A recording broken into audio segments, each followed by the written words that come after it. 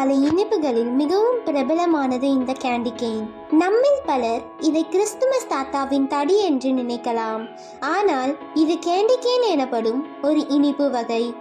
முதலில் 1837 ஆண்டு அமெரிக்காவின் மாசச்சூசெட்ஸ் என்னும் இடத்தில் நடந்த கண்காட்சியில் மிட்டாய் குச்சி, அதாவது கேண்டி ஸ்டிக்ஸ் என்ற பெயரில் அறிமுகமானது. ஆரம்பத்தில் வெள்ளை நிற சர்க்கரை குச்சிகள் மட்டுமே இருந்தன. சில ஆண்டுகளுக்கு பிறகு சிவப்பு கோடுகள் சேர்க்கப்பட்டது.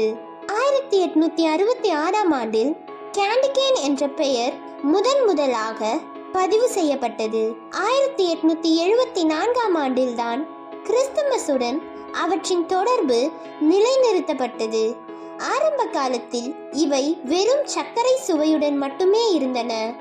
ஆனால் இன்று அவை பெப்பர்மின்ட் அல்லது விண்டர் கிரீன் சுவையுடன் பிரபலமாக உள்ளன.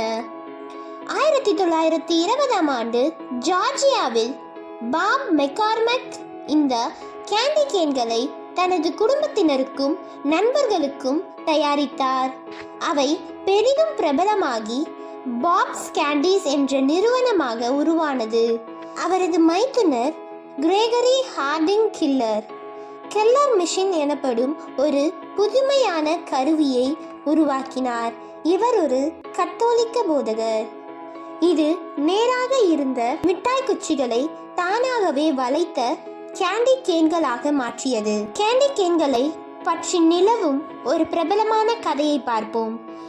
1670 ஆண்டில் ஜெர்மனியில் நீண்ட கிறிஸ்துமஸ் சேவை நடந்து கொண்டிருக்கிற பொழுது குழந்தைகளை அமைதியாக வைப்பதற்காக ஒரு பாடகர், அதாவது ஒரு கொயர் மாஸ்டர், அவர்களுக்கு மிட்டாய்களை சாப்பிட கொடுத்தார். இது ஜே வடிவில் அமைக்கப்பட்டிருந்தது. இந்த ஜே வடிவம் கிறிஸ்துமஸை நினைவூட்டும் வகையில் மேய்ப்பர்களின் கோலை போல் உருவாக்கப்பட்டது. இதில் 2 நிறங்கள் பயன்படுத்தப்பட்டது. வெள்ளை நிறம் இது இயேசு கிறிஸ்துவின் தூய்மையை குறிப்பதாகும். சிவப்பு நிறம் அவர் சிந்திய இரத்தத்தை குறிக்கும் சிவப்பு கோடுகளையும் சின்னமாக இந்த கேண்டி கேன் கொண்டுள்ளது. இன்று கேண்டி கேன்கள் கிறிஸ்துமஸ் சாக்கின்ஸ் ஓரம் தொங்கும் அலங்காரமாகவும் பரிமாறுகின்றன. கேண்டி கேன் முதலில் கிறிஸ்துமஸ் மர அலங்காரங்களில் பயன்படுத்தப்பட்டதற்கான வரலாறு 1847 ஆண்டு சொல்லப்படுகிறது. 1847 ஆண்டில் ஆகஸ்ட் இன்கிரட் என்ற ஒரு ஜெர்மன் இமிகிரண்ட் ஒரு நீல நிற ஸ்ப்ரவுஸ் மரத்தில் இந்த கேண்டி கேன்களை கொண்டு அலங்காரம் செய்தார்.